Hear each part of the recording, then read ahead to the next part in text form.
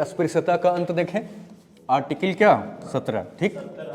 Article 17 के ऊपर थोड़ा सा देखिएगा, यहां पर था अस्पृश्यता का क्या अंत, अस्पृश्यता का अंत, यानी एबॉलिश ऑफ क्या अनटचेबिलिटी।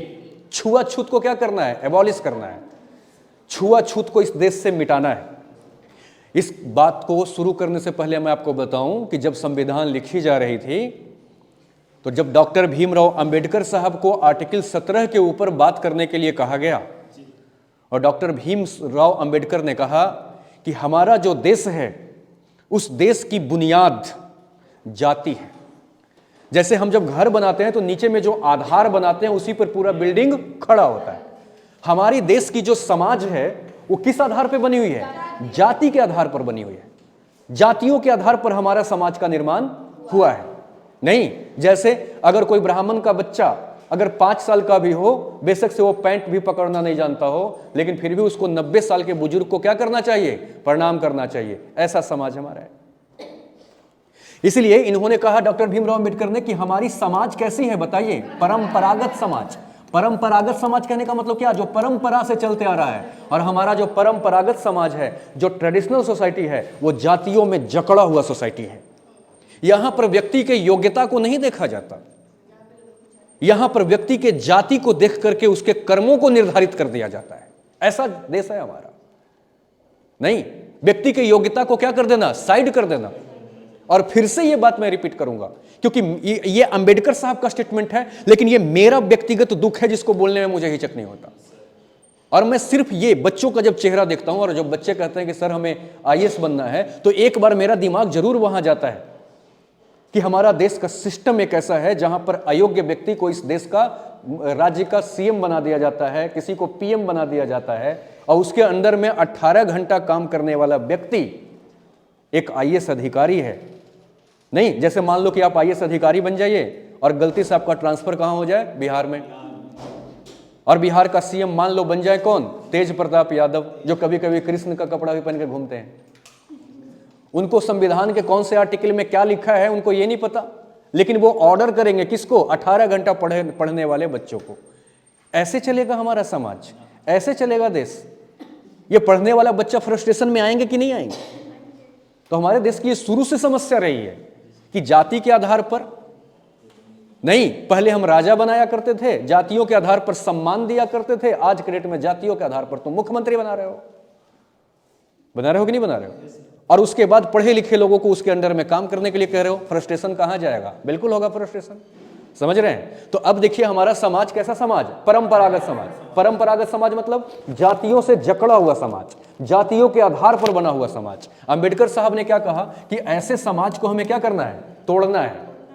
और तोड़ करके क्या बनाना है बताइए, हमें राजनैतिक समाज बनाना है, मतलब पॉलिटिकल सोसाइटी बनाना है।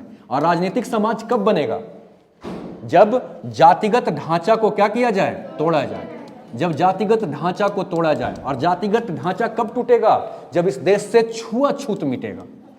समझ रहे हैं? क्योंकि छुआछूत ही तो सबसे बड़ा समस्या है, जो ये कहता है कि अरे इससे दूर रहो क्योंकि ये कास्ट का है। अगर छुआछूत मिट जाए तो जाति का क्या मतलब रह जाएगा? इसलिए अंबेडकर साहब ने छुआछूत को मिटाने की बात कही, किसमें? आर्टिकल 17। क्या आप समझ पा रहे हैं बात? और इसी के बीच में कहा गया कि आर्टिकल 35 के अंदर में, जरा सा समझिएगा, आर्टिकल 35 के अंदर में पूरी शक्ति किसको दे दिया गया? संसद को। और कहा गया कि छुआछूत जैसा जो ये बीमारी है, ये जो कैंसर है हमारे समाज का, कौन? छुआछूत। ये जो कैंसर है, इस कैंसर को मिटाने के लिए अगर आपको कठोर से कठोर कानून बनाना पड़े तो आर्टिकल 35 के तहत आपको हम शक्ति देते हैं कि आप कानून बनाइए, लेकिन इस बीमारी को मिटाइए। नहीं, इस जातिगत भेदभाव को समाप्त करिए ताकि हमारे समाज में भाईचारा आए, प्रेम आए और एकता और अखंडता सुरक्षित हो। लोग एक दूसरे के पीड़ा को समझे, एक दूसरे के रोम रोम से जुड़े, एक दूसरे के वेदना को समझे, एक दूसरे के तकलीफ को समझे। नहीं, एक दूसरे के दुख में शरीक हो। ऐसा समाज चाहिए हमें।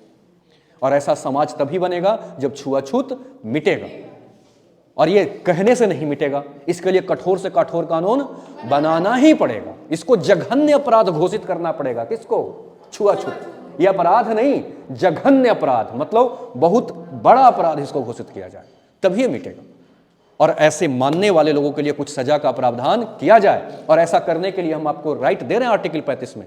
इसी आर्टिकल का, इसी शक्ति का प्रयोग करते हुए भारत का पार्लियामेंट ने 1955 में एक अधिनियम बनाया, और उस अधिनियम का नाम क्या है? अस्पृश्यता अधिनियम 1955। अस्पृश्यता मतलब छुआछूत, अस्पृश्यता क्या अधिनियम, बोलो, 1955 बनाया।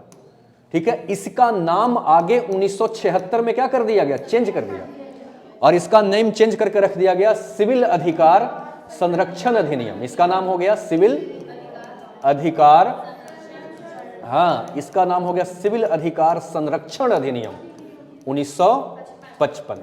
ये 76 में चेंज करके इसका नाम कर दिया गया। वर्तमान 1989 में, आइए करेंटली इसमें चेंज जो हुआ 1989 में हुआ, और 1989 में इसका नाम चेंज करके क्या कर दिया गया? इसका नाम हो गया अनुसूचित जाति। अनुसूचित क्या? हाँ, अनुसूचित जाति, जिसको आप लोग क्या बोलते हैं? एससी, एवं अनुसूचित, हाँ, अनुसूचित क्या? जनजाति, जनजाति अधिनियम, इसका नाम हो गया। ठीक है, और इसी का शॉर्ट फॉर्म में, इसी को आम बोलचाल में हम लोग एरोसिटिस एक्ट बोलते हैं। एरोसिटिस एक्ट बोलते हैं इसको। एरोसिटिस एक्ट 1989 बोलते हैं इसको। और इसके तहत क्या प्रावधान किए गए, ये सारे लिखने का क्या मतलब है, इकट्ठा समझ लें।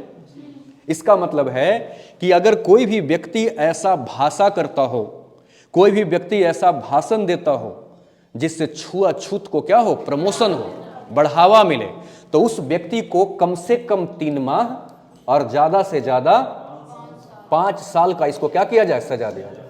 अरे जाति के आधार पर मारपीट करना तो बहुत दूर की बात हो गई। मारपीट तो खैर छोड़ दो, भूल ही जाओ कि अगर तुम इस जाति के हो, हमसे कमजोर हो, तो हम तुमको पीट दें, ये तो भूल जाओ। अगर छुआछूत का तुमने प्रमोशन करने के लिए भाषण भी दिया ना, तो 5 साल के लिए अंदर जाओगे। बात भाषण की है। अगर कोई शिक्षक क्लासरूम में उदाहरण दे करके, समझ रहे हैं, अपने चीजों को समझाने के लिए उदाहरण के आड़ में भी अगर छुआछूत को बढ़ावा देता हो, तो एरोसिटिस एक्ट कहता है कि उसके ऊपर भी मुकदमा दर्ज होगा, और वो इसी के अंदर में जाएगा।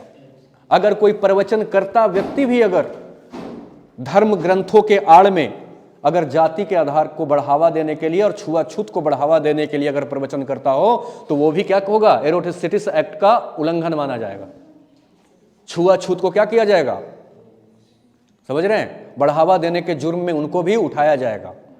कोई भी नेता अगर भाषण देते समय ऐसा व्यवहार करता हो जिससे छुआछूत को प्रमोशन मिलता हो, तो उसको भी एरोसिटिस एक्ट के अंदर यह सजा प्रदान किया जाएगा। यानी किसी भी व्यक्ति को जाति के आधार पर आप सोशियली बाइकॉट नहीं कर सकते। किसी भी व्यक्ति से इस आधार पर भेदभाव आप नहीं कर सकते कि यह व्यक्ति उस वर्ग से आता है। जाति से योग्यता का निर्धारण करेंगे क्या आप? जाति से क्वालिटी का निर्धारण करेंगे क्या? अगर जाति से क्वालिटी का निर्धारण होता तो कहने का मतलब है कि ठाकुर लोग, राजपूत लोग तो गोरे गोरे होते हैं, देखो मैं कहां गोरा हूं, है तो फिर भी दिल वाले हैं कि नहीं है? कहने का भाव यह है कि अगर जाति से व्यक्ति के क्वालिटी का अगर निर्धारण होता, नहीं हो सकता। समझ रहे हैं? अंबेडकर एससी में पैदा हो सकते हैं और इस देश का भाग्य बदल सकते हैं। अगर उस व्यक्ति को हम ये मौका नहीं दिए हुए होते तो पता नहीं आपका संविधान का स्वरूप कैसा होता। जाति के आधार पर तय करते तो आपके देश का निर्माण कभी, और आज भी आप नहीं सुधर रहे हैं, आज भी आप नहीं सुधर रहे हैं। जब भी इलेक्शन का टाइम आता है, नेता लोग आकर के जाति के नाम पर आपको भड़काते हैं, आप जाति के नाम पे वोट दे आते हैं। भूल जाओ। अब आपको क्या करना चाहिए? योग्यता का पहचान करना चाहिए। चाहे कोई व्यक्ति किसी कास्ट से आता हो, उससे क्या मतलब है?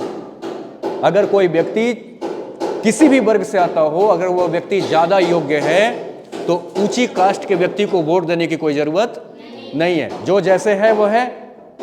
अगर मैं भी मान लो चुनाव में खड़ा हूं तो ये मत देखना कि हमारे सर खड़े हैं, हम में क्वालिटी नहीं है, नहीं दो वोट। क्यों दोगे भाई? तभी देश का निर्माण बदलेगा। और ऐसा अम्बेडकर साहब का मानना था कि जाति जो है वो योग्यता का घोतक नहीं होता। क्या अपनी बात समझा पा रहा हूं? यही आर्टिकल क्या है? 17 है। समझ रहे हैं? अब आगे देखिए आर्टिकल 17 के बाद, ठीक है।